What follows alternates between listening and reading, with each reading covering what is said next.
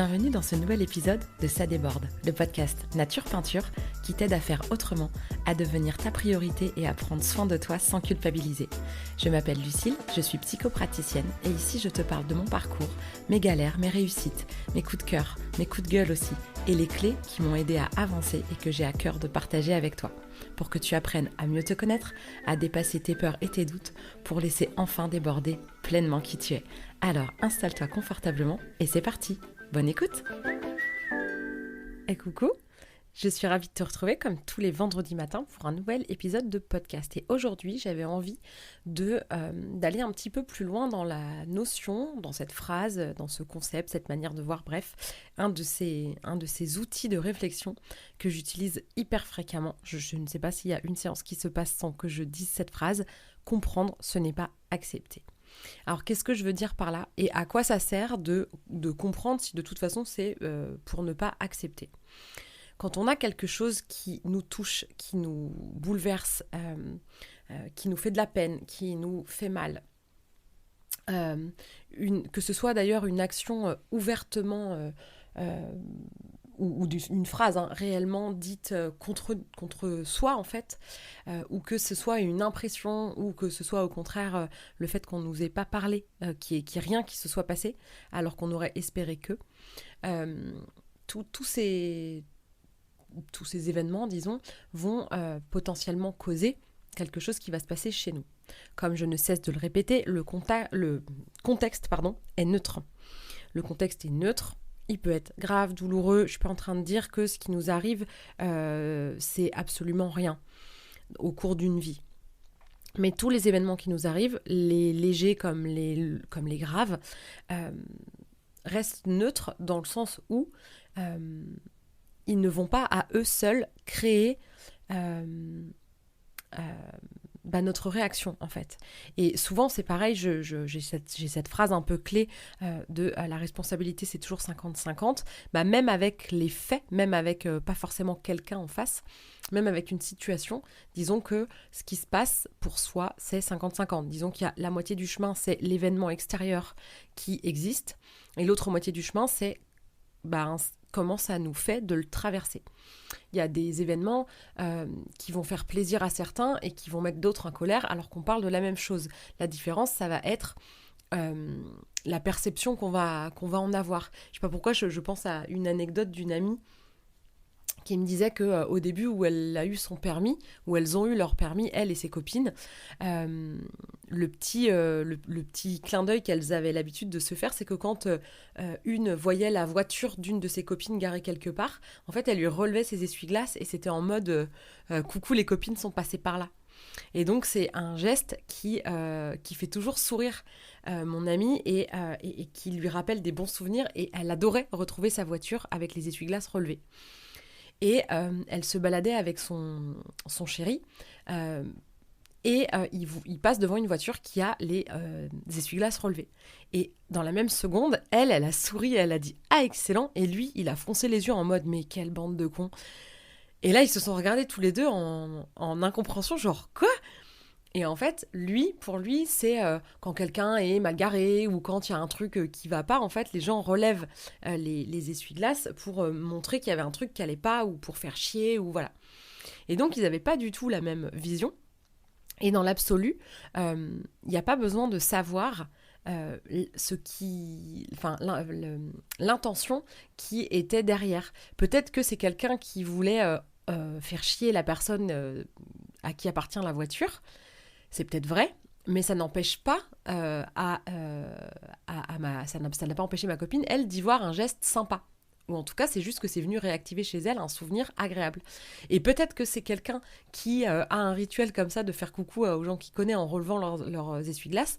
C'est peut-être vrai, mais ça n'empêche pas, si c'est le cas, que l'autre personne, que son chéri, lui, y voit un geste de « Oh là là, qu'est-ce qu'ils sont en train de faire chier le monde, quoi ». Donc c'est ça qui est important de comprendre que, à la limite, ce qui se passe réellement de l'autre côté de l'histoire importe peu dans le sens où ça n'a de toute façon pas d'influence sur comment on va le percevoir. Et c'est ça qu'il faut comprendre. C'est ça, quand je dis comprendre, c'est pas accepter, c'est comprendre que La personne en face, la situation en face, a sa propre histoire, a sa propre manière de se dérouler et que finalement, il n'y a pas besoin de savoir exactement ce qui s'est passé, juste d'imaginer ce qui a pu motiver la personne en face, ce qui a pu motiver la situation de se produire et d'essayer de comprendre qu'il y a réellement quelque chose qui se passe pour la personne en face. Pourquoi c'est important d'aller essayer de comprendre ça? Et il n'y a pas besoin de savoir exactement, je répète, il n'y a pas besoin d'être Madame Irma ou d'aller faire une enquête ou je ne sais quoi, demander des comptes, ou je ne sais pas quelle pourrait être la situation, mais de absolument retrouver qui a relevé les essuie-glaces pour savoir quelle était son intention. Ça ne changera pas en fait la manière que les deux personnes ont eu de percevoir ce geste de manière diamétralement opposée. Donc là, encore une fois, on est, comme j'ai pu le dire la semaine dernière, dans un petit rien du quotidien, mais c'est une situation justement sans charge émotionnelle, sans impact dans la vie. Donc c'est facile de voir le mécanisme parce que justement, il n'y a pas cette envolée émotionnelle qui parfois vient brouiller la capacité à prendre du recul parce qu'on est submergé par son émotion. Et c'est bien normal. Donc, pourquoi essayer toujours de comprendre ce qui peut-être a pu se passer pour l'autre? C'est pour comprendre que ce qui s'est passé parle plus de l'autre que de soi-même. Et que quand on se sent extrêmement visé par quelque chose, et bien souvent à juste titre, je sais pas, il faudrait que je prenne un exemple concret pour pouvoir en parler, parce que là ça m'a l'air, ça me semble un peu abstrait. J'avais lu, je crois que c'était dans un livre où il y avait quelqu'un qui arrivait au boulot et qui avait croisé une collègue qui lui avait même pas dit bonjour. Et donc elle était hyper en colère en mode ouais, qu'est-ce qu'elle a celle-là, même pas dire bonjour aujourd'hui, ma tête lui revient pas, gna gna gna. Et en fait en réalité elle apprend plus tard dans la journée que cette nana a perdu sa mère la veille et qu'en fait elle était juste ailleurs, elle était là avec son café comme un zombie et elle l'a juste pas vu et elle lui a pas dit bonjour et c'était pas méchant. Du coup l'autre elle s'en voulait d'avoir supposé que c'était une connasse, gna gna gna, enfin d'avoir eu cette réaction là. Donc là, encore une fois, je prends un truc pas dramatique. Parfois, il y a des gens qui vont nous faire des crasses ou ce qui va nous faire mal, des choses qui vont nous faire mal, de manière beaucoup plus directement adressée à soi. Mais là, dans l'absolu, elle ne lui a réellement pas dit bonjour. Donc l'autre l'a pris extrêmement personnellement, comme si l'intégralité de la situation qui s'était produite ne parlait que d'elle-même. En disant oui, elle m'a pas dit bonjour, nanana, parce qu'elle voyait ça que de son côté. Bah moi, l'idée, imaginons que quelqu'un viendrait me raconter ça, je dirais, bah ouais, mais peut-être qu'elle t'a pas vu, peut-être qu'elle était de mauvaise humeur, peut-être qu'elle était dans ses pensées, peut-être qu'elle était stressée par une réunion ou un dossier à rendre et qu'elle était en train de réfléchir, etc. Elle t'a pas vu pour 1000 raisons et que du coup, elle t'a pas dit bonjour. Ah ouais, peut-être. Et là, on sent le truc de ouais, peut-être, mais bon, je lui dirai quand même. Et c'est important de le dire parce que typiquement, comprendre que l'autre a sa part dans l'histoire et que c'est pas vraiment contre nous, que du coup, il faut accepter des comportements qui vont être qu'on va pas tolérer. Je prends un autre exemple.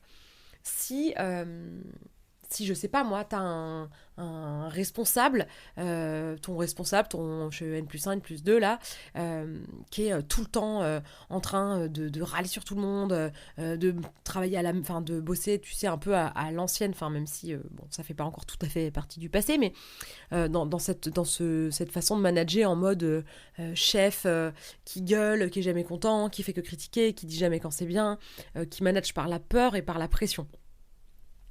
Quelqu'un qui est tout le temps en train de te gueuler dessus, c'est quand même, c'est quand même pas très agréable. Si tu pars du principe que tu mérites de te faire gueuler dessus, si tu remets en question toute ta vie, tes compétences, ta confiance en toi, parce que quelqu'un te dénigre, au boulot par exemple, c'est comme si tu prenais 100% de la responsabilité, 100% de la responsabilité de la situation et de te sentir coupable. Alors qu'en réalité, les gens, c'est ce mec-là qui ne pense réussir à avoir de l'autorité que par l'agressivité et la peur. Ça doit être quelqu'un, par exemple, qui peut-être n'a pas confiance en lui, alors peut-être c'est pas conscient, hein, mais n'a peut-être pas confiance en lui et pense qu'il va se faire marcher dessus s'il n'est pas agressif d'abord. Tu sais, cette histoire du petit chien, là, du petit Roquet qui aboie comme un malade, alors que le gros chien qui est là tranquille et qui en cas de pépin a tout à fait confiance dans ses capacités à se défendre, il est là tranquille, il n'est pas agressif. Alors que le petit Roquet, là, il est en train d'aboyer sur tout ce qui passe, alors que un coup de croc d'un gros chien ou un coup de pied, il pourrait pas te faire bien mal, quoi. Mais il est en mode agressif. Bah, il y a un peu de ça. Donc, ce chien qui te mordrait la guibole alors que t'as rien fait, et ce chef ou ce patron qui te gueulerait dessus, c'est pour de vrai, il te gueule dessus réellement. Et le chien, il te boufferait vraiment la jambe. Ce que je veux dire, c'est que l'idée, c'est pas d'essayer de nier et de dire non, mais t'es parano, c'est pas dirigé contre toi. Bien sûr que si, c'est bien souvent dirigé directement contre nous. Sauf que ce qu'il faut comprendre, c'est que c'est plus le reflet d'un comportement problématique chez cette personne-là, plus qu'un comportement problématique chez toi qui est la cible. Alors, ça n'empêche pas de se remettre en question, je sais pas, ça veut pas dire que tu fais jamais d'erreur et que t'es parfait au boulot et qu'il y a peut-être certaines des critiques qui étaient justifiées, mais certainement pas le ton sur lequel elles ont été faites et les insultes qui vont peut-être avec dans les cas les plus durs, quoi. Donc, comprendre que il y a forcément quelque chose dans son histoire, que peut-être enfant il était harcelé et qu'il s'est dit plus jamais ça et que du coup plutôt que d'être la victime il a décidé d'être le bourreau, enfin voilà, il peut y avoir mille trucs, et donc si on arrive à comprendre ça et à se mettre à la place de l'autre, on arrive à se rendre compte que finalement ça n'a pas grand chose à voir avec nous, même si en réalité c'est quand même en direct nous qui prenons. Donc l'idée, c'est, en essayant de se mettre à la place de l'autre et de comprendre, c'est certainement pas de l'excuser et de trouver, de trouver du coup normal, bah oui, mais bon, c'est vrai qu'il a dû, c'est vrai que ça doit être compliqué pour lui, du coup, bon, bah c'est pas grave, je vais me laisser me gueuler dessus. Non, c'est là où justement, comprendre, ça veut pas dire accepter. C'est-à-dire comprendre que l'autre, il a une manière de se comporter qui résulte forcément de son histoire. Et comme je disais tout à l'heure, il n'y a absolument pas besoin de savoir quelle est cette histoire pour se dire, ok, je sais pas ce qui trimballe lui, mais en tout cas, sa manière de se comporter ne me convient pas. Et de juste redonner une partie du poids de la situation en se remettant en question quand même sur peut-être les points où on a été critiqué si c'était justifié, mais de pas juste partir du principe que sûrement on doit mériter d'être traité de cette manière.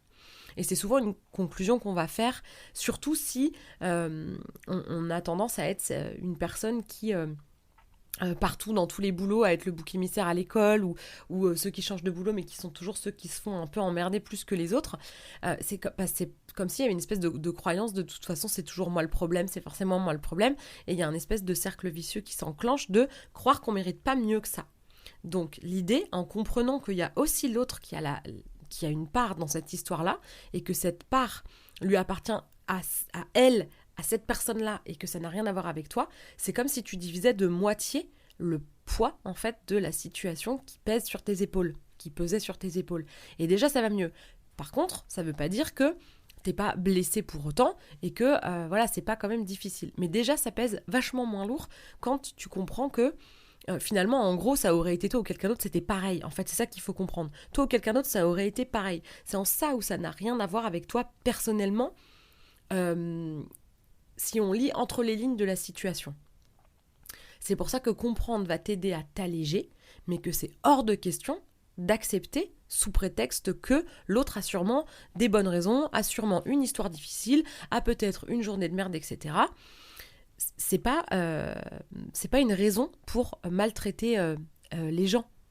Et c'est pas une raison pour se sentir agressé non plus dès que quelque chose ne se passe pas comme on a l'habitude. Comme, voilà, elle m'a pas dit bonjour aujourd'hui, c'est pas la peine de devenir insultant, agressif, en disant mais qu'est-ce qui t'arrive toi, pourquoi tu me dis pas bonjour, tu t'es pris pour qui, machin, et d'être du coup le bourreau et l'autre qui se met à pleurer parce que je suis désolée, je t'avais pas vu, j'ai perdu ma mère, tout le monde se sent mal.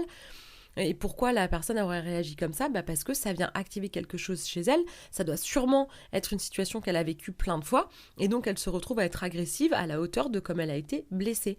Mais finalement, d'aller pourrir cette collègue qui a pas dit bonjour, on peut comprendre ce qui a justifié ça. Par contre, il n'y a pas forcément à accepter de se faire parler sur ce ton-là, juste parce que sur ce jour-là, on n'était pas bien et qu'on n'a pas dit bonjour. Donc ça marche dans les deux sens. Parfois, peut-être que quand tu écoutes cet épisode, tu réfléchis à toutes les fois où tu as été la victime de quelqu'un qui t'a mal parlé, déçu, trahi, etc. Et que tu essayes d'imaginer que l'autre devait être vraiment mal pour en arriver à ce stade-là, mais que c'est pas une raison pour trouver ça normal et tout pardonner, tout excuser.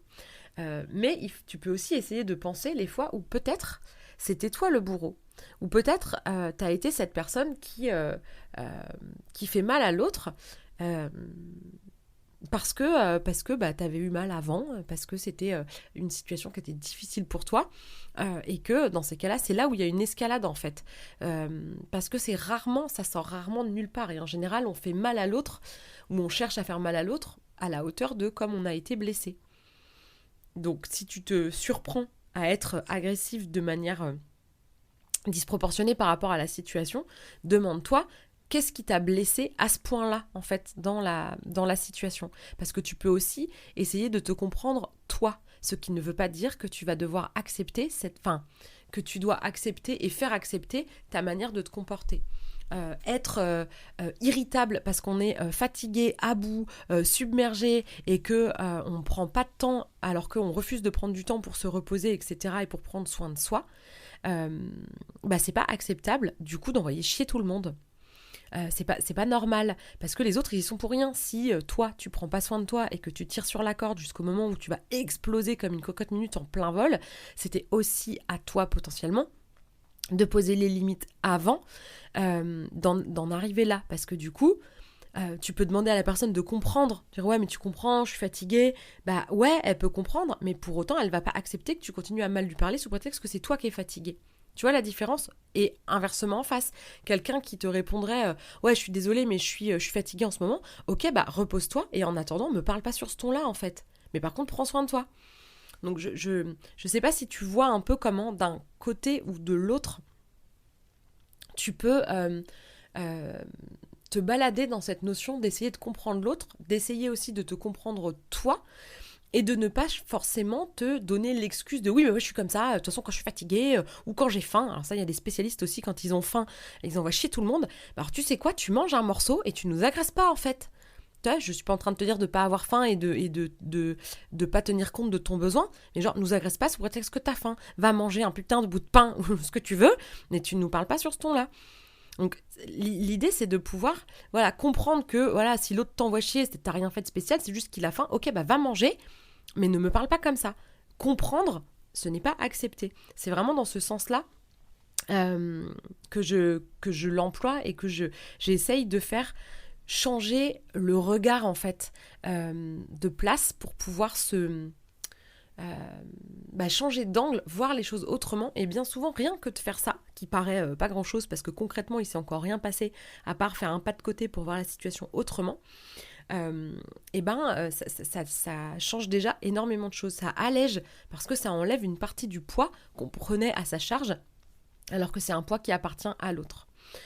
Je suis en train de regarder les cartes, du coup je continue à tirer 2 cartes avant l'épisode, et aujourd'hui dans mon tarot, donc comme d'habitude tu pourras retrouver les photos sur Instagram dans le carrousel de cet épisode. Il y a le cavalier de denier. Alors je vais te la décrire, c'est une carte très, très verte, même le ciel est assez vert turquoise, c'est une prairie bien verte, et il y a un homme qui marche, je sais pas, on dirait qu'il est loin, qu'il va vers l'horizon, un peu. Il est avec un cheval, un beau cheval noir qui marche derrière lui.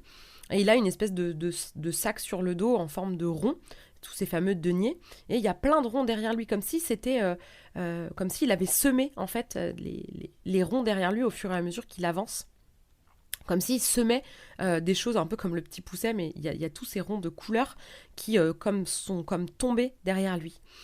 Et l'autre carte est aussi verte, c'est assez rigolo, et c'est la carte de l'oracle de Johanna, comme toujours, et le message c'est la spiritualité, et c'est « je m'ouvre à des dimensions d'amour infini ».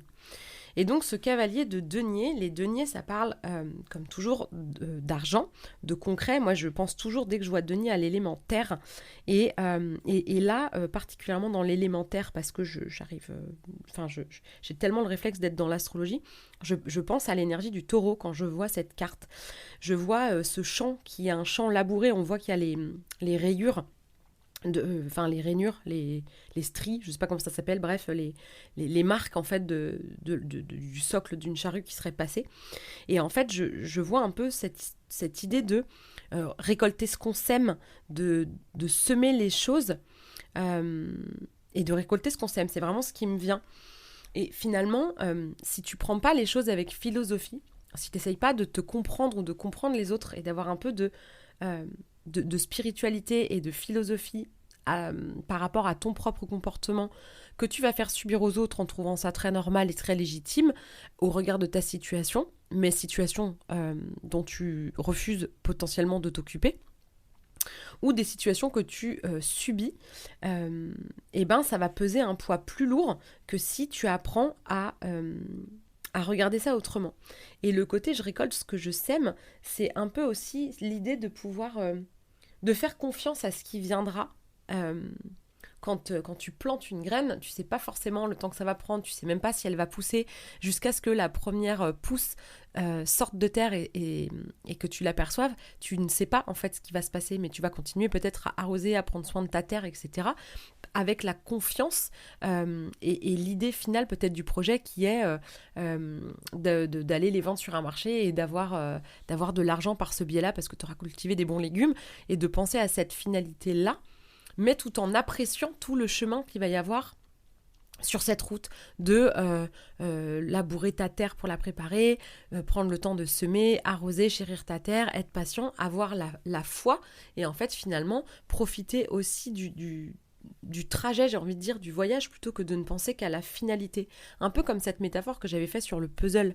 Rapidement, si à chaque pièce que tu retournes avant même d'avoir assemblé 2 pièces entre elles, tu vois le chemin qui te sépare de le puzzle est fini, tu vas être découragé et puis ça va être juste chiant.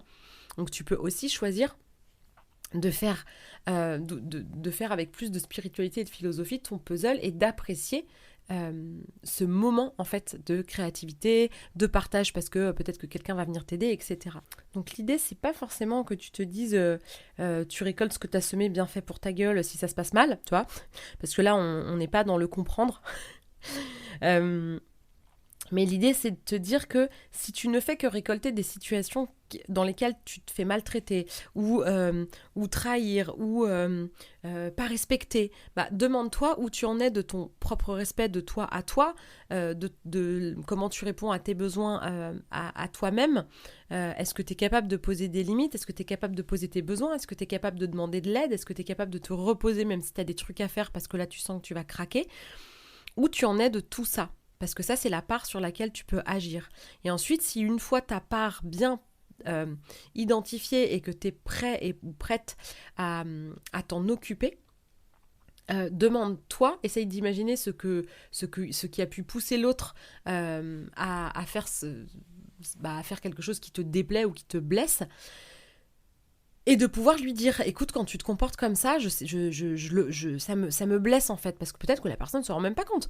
Je sais, ça a bien dû t'arriver d'être fatigué ou extrêmement énervé pour une raison bien précise et d'envoyer chier la première personne qui te parle, qui en général sait même pas pourquoi tu es en colère, veut t'aider en plus, et mérite pas du tout que tu la traites comme ça, et tu vas pas forcément voir le problème ou comprendre la douleur que tu aurais pu lui faire parce que tu es toi-même dans ta propre douleur. Donc ça, c'est déjà, si j'en suis là, c'est que je sature, donc je vais pas en plus de tenir compte de qu'est-ce qui se passe quand je suis dans cet état-là. Je sais pas si ça te rappelle des situations ou des émotions dans lesquelles tu as pu être, donc ou que tu as pu subir en fait en face. Donc l'idée, c'est de pouvoir reprendre sa part de responsabilité, rendre la sienne à l'autre, donc t'alléger de 50% du poids, t'occuper de ta partie du poids et pouvoir dire stop à l'autre, de dire écoute, je sais pas ce qui se passe pour toi, mais ne me parle pas comme ça, ne me traite pas comme ça. Donc il y a vraiment cette idée-là de pouvoir comprendre pour pas penser que c'est mérité et que de toute façon on a dû sûrement faire quelque chose de mal pour mériter ça, parce que là c'est pas du tout dans cette optique-là que je vois ce côté semer avec confiance et avec foi et récolter. Je vais aller chercher dans le bouquin sur ce cavalier de denier, là il y a toujours une petite phrase.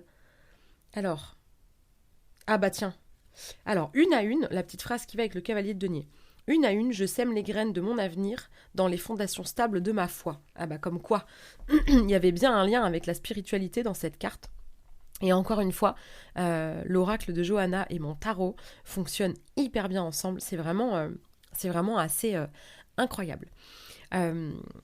Sur cette belle synchronicité, je trouve, des cartes, je vais arrêter là cet épisode. J'espère qu'il t'aura plu et que ça t'aura inspiré des réflexions par rapport à comment ça a pu t'arriver de te comporter ou comment ça a pu arriver qu'on se comporte avec toi. Et que ça t'aidera à regarder ça autrement et à être un petit peu plus sereine jour après jour. Merci de ta fidélité et de ton écoute et je te dis à la semaine prochaine.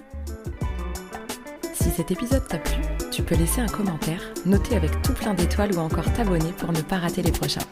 Tu peux aussi partager cet épisode pour que d'autres personnes osent laisser déborder qui elles sont vraiment. Et si tu veux en savoir plus sur ma manière de travailler, mes outils et les accompagnements que je propose, rendez-vous sur ma page Instagram L'Oreille et la Plume ou sur mon site internet. Merci beaucoup de ton écoute et de ton soutien. Passe une belle journée ou une belle soirée et on se retrouve bientôt.